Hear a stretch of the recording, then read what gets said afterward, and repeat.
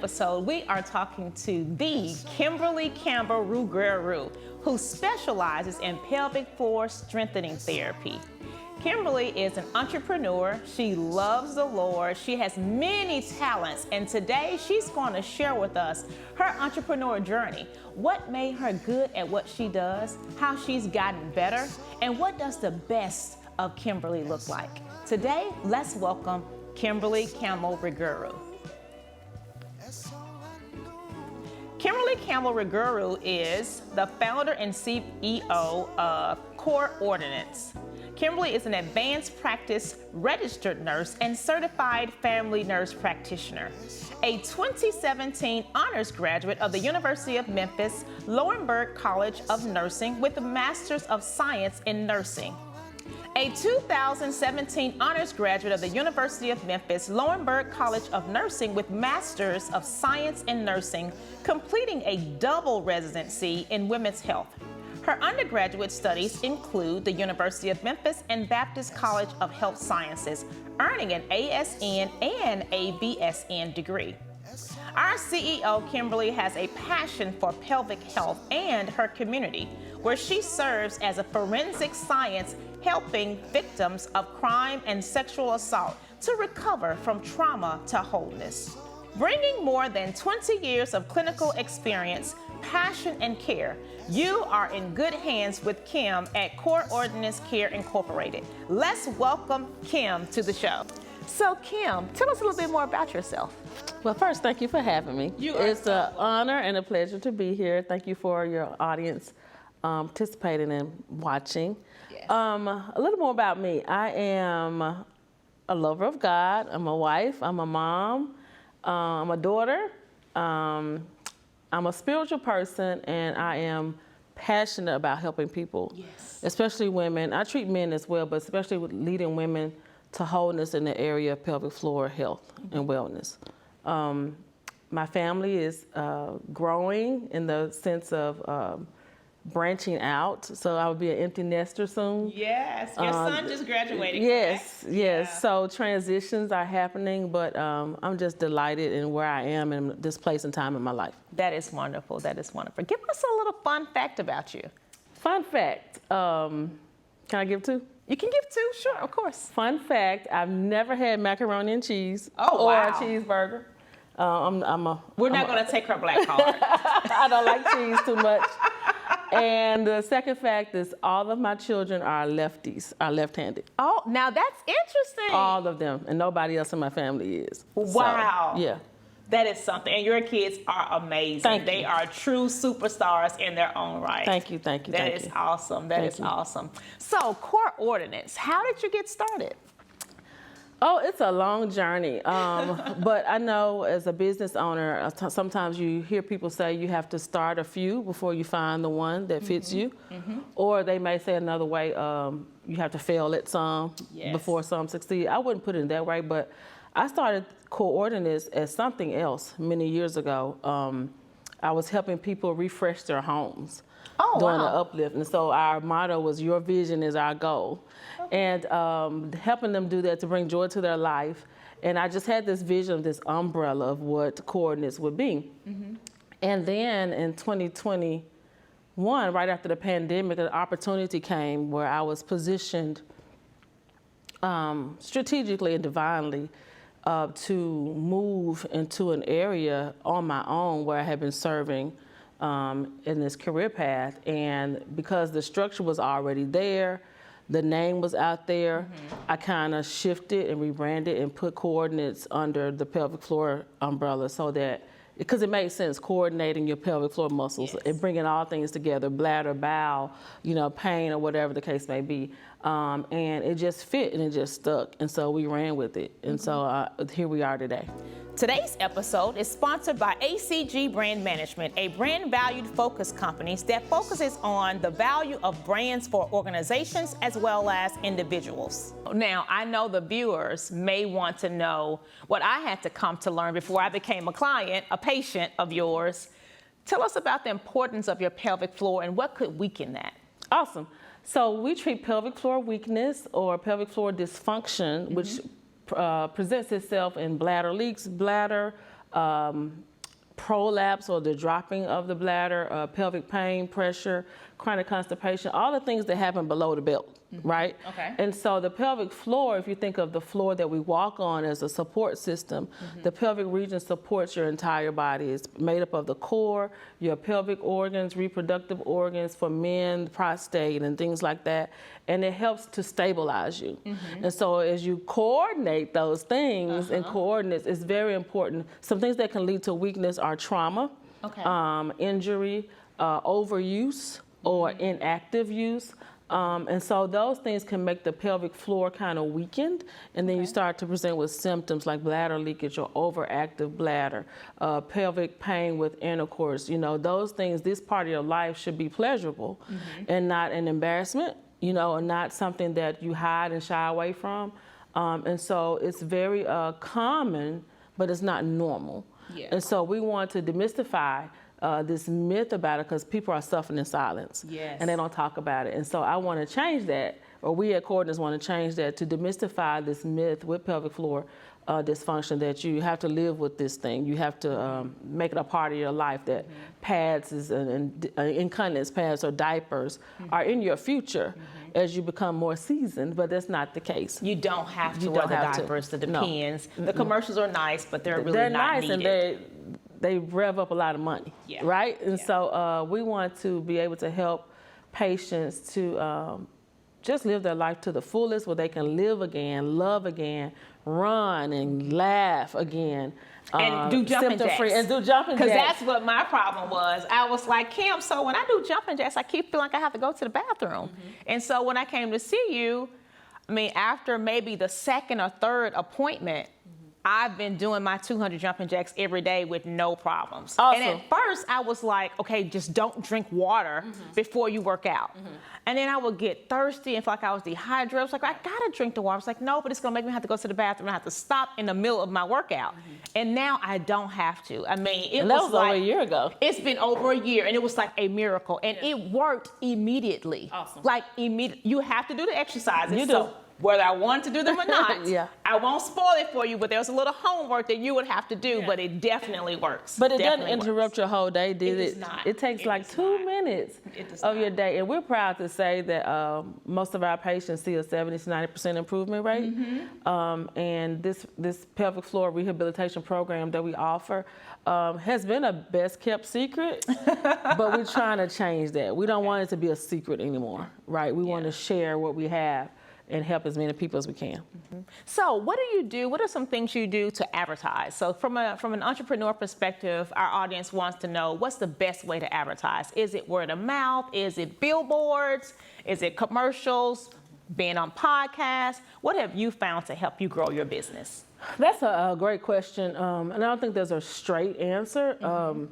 Everybody's journey is different, but I think, number one, have someone like you on their team, you know, is a ACG plus. brand management. Right, is a plus.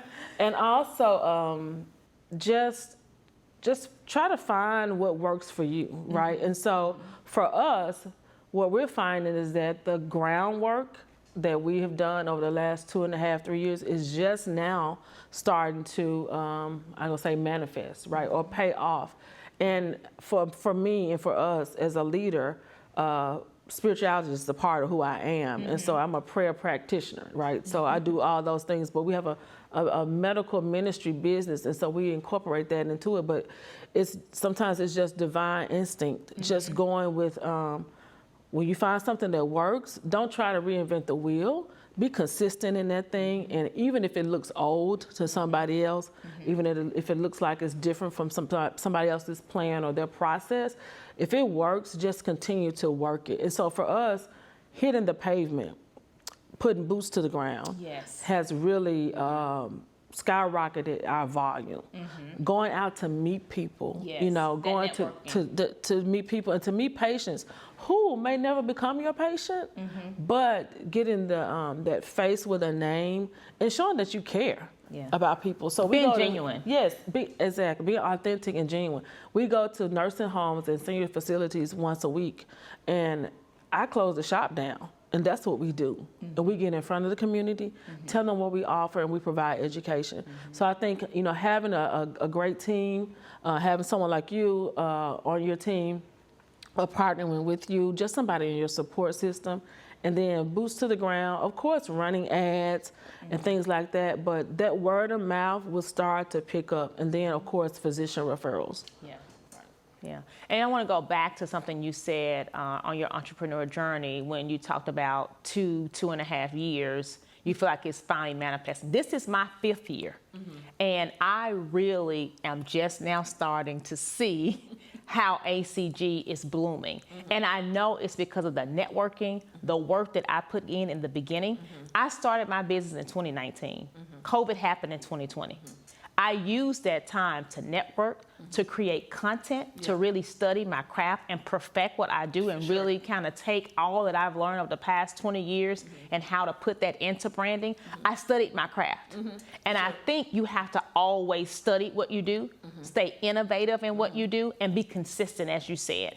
And that's what has really helped me. Like you said, I don't think there is an easy way to do it, for sure. There's no one-size-fit-all way to do it. No. You have to do what's best for you, and having that belief system, because you can get some guidance. Yeah. God will guide and lead you into what you're doing, and you're like, wow, I never thought that would work. Right. But so not giving up and really honing in on the craft and the skill that you have and being consistent with it, I would say it pays off. And for new entrepreneurs, it won't always pay off in month 1. Right. First quarter, year 1, it will not. You'll have to see that growth. But if you stick with it, it's definitely going to happen. For sure. And you know, sometimes in our culture is this winning, and I even had it, this winning mentality. So remember, coordinator started out as something different. Right. And then the Lord launched me to a ministry, a prayer ministry, and then that went another way. And so just being available and vulnerable, putting yourself out there to hear and to know if it's a no, that means you weren't supposed to go this way, but you're supposed to pivot and go this way. And so a lot of times this winning culture is in our mindset, win, win, win, win, win, win. And that's okay. It has its time and its place. But what about flipping that into caring, and serving people? Yes. And when you serve people, the word will get out about your business. If it have a purpose and it has a plan and a mission, people will find you because you're serving and you're meeting a need of people and not necessarily all about winning. You know what I mean? I agree. Doing it from your heart, doing what you know is right, the money will come. It will. I think the money will come. And if you're chasing after the money, and I talked with another host, a person that I had on the show, and we were both talking about you can't always chase the money. Okay. And to that end, let's talk a little deeper about that. Boundaries. Let's talk about boundaries and when to say no. How did you have to feel your way through to set boundaries? Or did you start with, here are my boundaries up front, I'm never gonna sway from these? Because life happens, right? Your business changed, you said yours did. How did you figure out how to set your boundaries and when to say no? I'm still working on that. I'm a work in progress with that. But as you grow as a person, your needs change as well. And so for boundaries, I would say I look at it now as protection. And so how can I protect me and how can I protect my business? Instead of boundaries being a negative thing, like a pushback, but it's a pull in. What am I protecting and how do I want to protect it? And what's the best way to do that? And protect the people who are, advocating for me as I advocate for other people.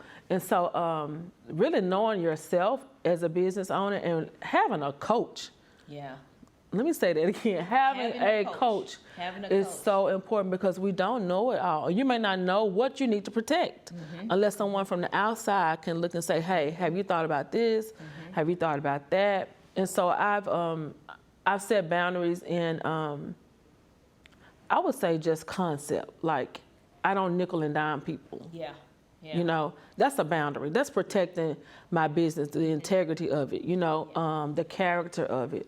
I don't nickel and dime. I'm not trying to get every little, thing, whether it's an invoice or something like that. I'm responsible, but I'm not a nickel and dime type of person, if that makes sense. It does. My time is very precious, but also I'm very lenient with giving back to my family. And so I set boundaries just a couple weeks ago. Number one, not to be just going, taking time for me. Oh, that's tough, Kim. It is tough as a business owner. That's taking time for me to just sit with me. So I go to the business every Saturday morning, and it's just me and the walls. And I take that time to sit in it, to see if it's speaking to me. Because your business will speak to you. What is it saying that it's needing? What are the people saying they need versus you giving them something you think they need? Right. And when you're always on the go and you're working and sleeping and eating and working and sleeping and eating, you don't have time to process.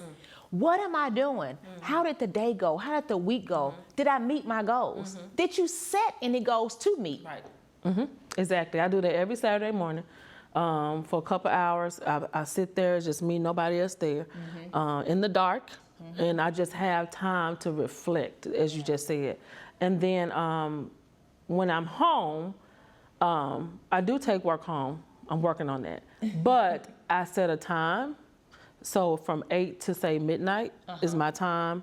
And I'll work on that. And I'm not saying that has to be, in stone, but setting time when I go home, okay, if I know I need to do some things, let's just set that as a boundary so to it doesn't protect interrupt the normal flow of the family. And I did that when I was in school. I learned that when I was in grad school because my kids were little. They were smaller, our children, and they want mama. They wanted mommy. They didn't want the nurse or they didn't want the forensic specialist. They wanted mom, Right. And so I carved out time so I would sit as I studied, and I would have a little toy that we got out of a little Happy Meal. So there's something they were familiar with. And if they saw the toy asleep, then they could play with mommy, whatever. But when the toy woke up and I stood by my computer, they knew that was mama's time to get things done. And it was close to their bedtime anyway, and then they just let me be. I enrolled them in that process, if that makes sense. So that was a boundary of protection by enrolling them. That's a really good boundary for not just entrepreneurs, but for everyone to have. Today's episode is sponsored by Spotlight Production, a television production studio. Mr. Fabian Matthews is an Emmy award-winning producer located right in uptown Memphis, Tennessee. So I live my life by these 5 boundaries. I have physical, spiritual, mental, financial, social. And I've had to learn to have time in each of those areas. Because if I don't watch it, I'll spend too much time socially. If I don't watch it, I'll spend too much time mentally. I'll get in a book and I'll read that book. I'm like, oh my God, it's been 2 hours. So I had to learn to give myself time for what I like to do. So I'm not giving up what I like. Not depriving yourself. Right. I've had to learn to say, you have this much time. Same thing with my finances. I always want to go out to eat, but I know that things come up. And as an entrepreneur, that money is going to ebb and flow. Yeah. You just got to know how to keep up with it, right? So I had to say, okay, I'm only going to go out to eat with friends or family once a week. So I had to learn to set those type of boundaries in those 5 areas. And that has really helped me to kind of stay grounded in not doing too much, not doing too little, because really there's no work-life balance. And as an entrepreneur, you do more work than your life balancing. You say, 9 to 5, you may work 8 hours, maybe 10. As an entrepreneur, I'm working 12, 15 hours a day. And the mental capacity it takes to, and emotional integrity. Yes. IQ that it takes to think and to envision, to strategize, to plan. It will, it can wear you down, right? If you allow it and don't have systems in place to help you stay afloat, to help lift your spirits, to help provide you with hope, to keep going. And as an entrepreneur, you want your brand to grow, you want to get out there, you want to generate more revenue, but sometimes you have to say no.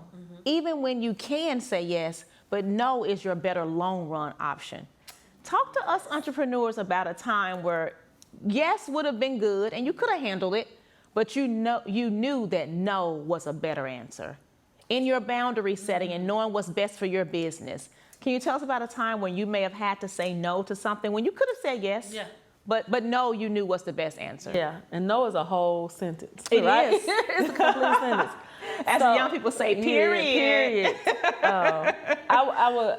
What comes to mind is an opportunity I had, and sometimes these doors open at the same time, right? Oh, yeah. So say you're, believing for something or applying for something, and like, first it's drought. And then it's like boom, boom, boom, boom, boom, right? Everything's coming at once. And I don't look at it as a dilemma. I look at it as an open door. Okay. And so it's like, well, which door do you need right now, and which baby needs more attention? And so I had to say no to an opportunity that was very lucrative because it came right at the time when I got this business opportunity to start Coordinates in the facet that it's in now. And so it can come in the form of this intimidation from the outside, was where, look at this opportunity. Right. And you would be, not smart not to take this. The money is good, but it conflicted with what I needed to do and the instruction I had just been given divinely, And so it's like, do I take the safe route, or do I take this faith walk and say no to this sustainable, great opportunity, that, the paycheck is gonna be there every 2 weeks and all things are lined up. It's something I like. It wasn't anything I didn't like, but is it a good thing or was it a divine thing? And so I went with the divine thing. And, but it was difficult, when you're thinking about family and things that you support and who's depending on you, it was hard. But I heard spiritually, it's like, that's a form of intimidation too, because it wants to stop you from the promise. And so it's like, okay, what do I do? So I said no, and I went with the promise. And I'm so glad, and I'm sitting in answer prayer. Yes. And I'm so glad. Oh, wow. It doesn't get any better than that. No, it doesn't. It doesn't get any better than that. It doesn't. I'm going to ask one more question because I think our viewers, as well as myself, would like to know, what does the future look like for you? When you look at a 5-year plan and say, as an entrepreneur, this is how I see my business growing.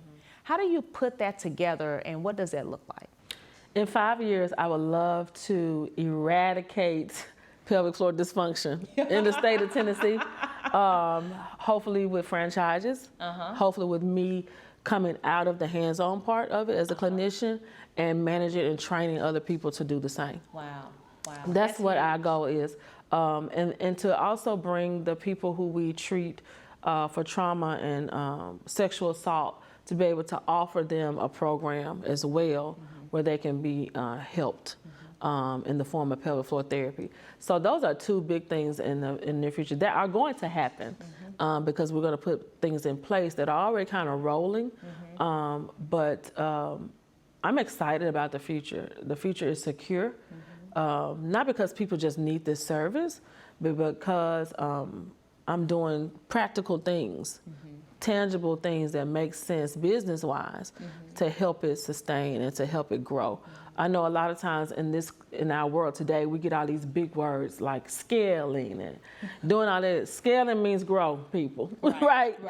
This Scaling means this, So we hear all these terms, and it can be intimidating for people to step out and to go forward, in applications and grants and things like that. But it's money, it's trust, it's faith, it's growth, it's consistency, and it's networking. And that's what it is. Another one of those big words that society is throwing around that everybody thinks looks good is entrepreneurship. And the biggest reason I wanted to start this podcast was to tell entrepreneurs, those that are starting out and those that have been in business for 2, 3, 5 years, entrepreneurship is commitment. It is. Entrepreneurship is hard work. It is. Entrepreneurship is boots on the ground, hitting the pavement and taking a lot of no's, a lot of losses, a lot of hits. But those that are persistent, that believe in themselves, that know what they're doing, that get that help that they need, that business coach, that CPA, that marketer, they are the ones that are going to succeed. Yeah. This is not for the faint of heart. It's not. And you can decide or find out if entrepreneurship seems flashy or fascinating to you. Put your toe in for a minute, and maybe if you feel this thing, this pull, maybe you're an entrepreneur instead of an entrepreneur. And maybe you are a better change agent where you are. And that's fine. And people think it's not fine. I'm gonna start my own. That's fine to be where you are, to flourish where you are, to maximize the potential that you have right where you are.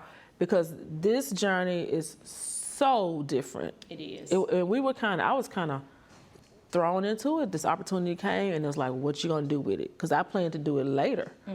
And then it's like the floodgates open, and so I had to get a team, get an attorney, do this, all these things, you know.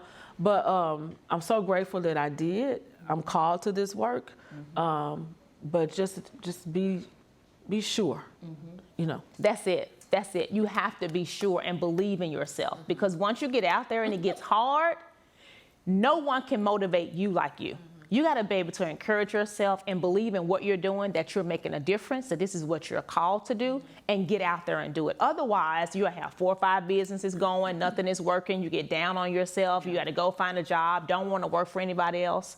And there is nothing wrong with being an entrepreneur and having a full-time job. Nothing. There is nothing wrong with that. It's nothing. There's nothing wrong with that. Let it be your means to an end.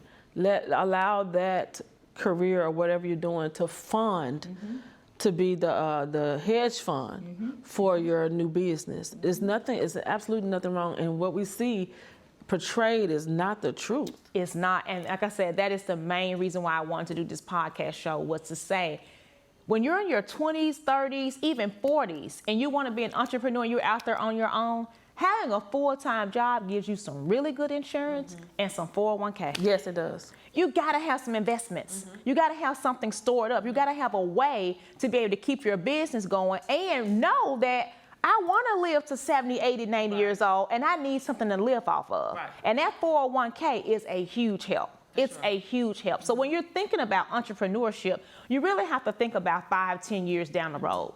It's not a right now thing, because there's a lot of sacrifices that you have to make as an entrepreneur. Whether it's financial, whether it's with your family, whether it's with relationships. Why are you looking like that? Because relationships is a big thing. Because entrepreneur mindset is so different than the average mindset. And if you're in a relationship with someone that can't support or doesn't understand your entrepreneur mind, the drive, it's going to hold you back. That may be your next topic for your next podcast. That's a good one. At least that was a good one, Ms. Hill. It is. It's serious. I'm living in that right now. So relationships, not just romantic, No. the platonic, the girlfriend relationships, the friend guy relationships. They have to understand. They have to understand the sacrifices that you make. Yeah. You know, my one of my family members made a joke at me on Mother's Day because I brought my laptop. I was like, you know what? I really can't afford to go to dinner, but I'm going to go. It's Mother's Day. The family's going to be there. I'm going to enjoy it. I'm going to sit down and eat dinner with them, hang out for about an hour, and then I'm grabbing my laptop and I'm going to get in a corner because I had some work I needed to do.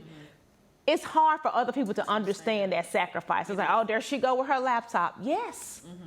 I have a quality brand that I have to uphold. I operate in excellence in anything I do with my company. And I want my clients to receive that, and that means sacrifice sometimes. It does. And the sacrifice does pay off. And it's worth it. It's worth it. And so when you surround yourself, you know, we can't divorce our families, right? But when you surround yourself with not only like-minded people, but people who have attained, where you're not the biggest fish in the pond, and it begin to stretch you and to sharpen you and to challenge you. You know, because when you're here, you know, some people don't get it, right? And it's no shade, it's no fault, it's no pointing fingers. It's just that they don't get it, and that's not their path, and that's perfectly fine, you know. But you really have to know and be sure, and then, you know, talk to yourself, get up, do it again. And when things get hard for me, I remind myself, Kim, you can do hard things. You can. They don't feel good, but you can do hard things. All in your mind. There's been so many nights where I've gotten into bed and I do some marketing for a church. And one night last week, I got into bed. I was so tired. I was like, I'm going to get up earlier in the morning and I'm going to do it tomorrow. And my mind said, nope, no, you're not. Get up right now. And then tomorrow you can sleep a few minutes longer and get a good night rest, knowing that that's not on your mind, that you got to get up and do. And I got up and did it, and I slept so well. I was like, okay, I'm so glad I did that. So you do have to talk to yourself and push. You got to push. You've got to push. You do, absolutely. And it's worth it. Yeah. Today's episode is sponsored by PJ Townsend Fam, who is an expert at providing purpose-driven content for faith-based organizations, nonprofits, as well as emerging and upcoming businesses. This has been so It has been a joy. I really appreciate you coming and sharing. Absolutely. Any advice that you would like to give just from your journey? Any advice I would say for someone who's launching their entrepreneur journey is to truly believe in yourself. You can start a business without capital. I just don't recommend it. I don't recommend it. It's going to put more stress on you. Yes. And so a lot of times when we get ready to do these things, plan it out, I would say. I really encourage you to plan it out. If you can, get people to enroll with you so you have some capital if you don't have that job. Something to fund your business, because starting one in a financial crisis is hard work, and you have to climb out of that. And so I don't recommend that. And then just keep going, and know, like I just said, that you can do hard things when it gets hard, because it's so rewarding to see things come together. Yes. And to be able to look 20 years down the road and you have a legacy for your family. And say, wow. And say, wow, like I did that, we did that. It's so rewarding. And I would like to add to that, for the current entrepreneurs, have a plan. Make sure that you are living out your mission and vision statement. And if you are a successful entrepreneur and you don't have a mission and vision statement, you need to create one. Having value for your company, knowing where you're going, your value statement will never change. Your mission is your mission. And that's the one thing you should always keep right in front of you and say, this is why I'm doing this. What is the mission for my business? So that will be one of my takeaways for current entrepreneurs, is to go back and revisit your mission statement.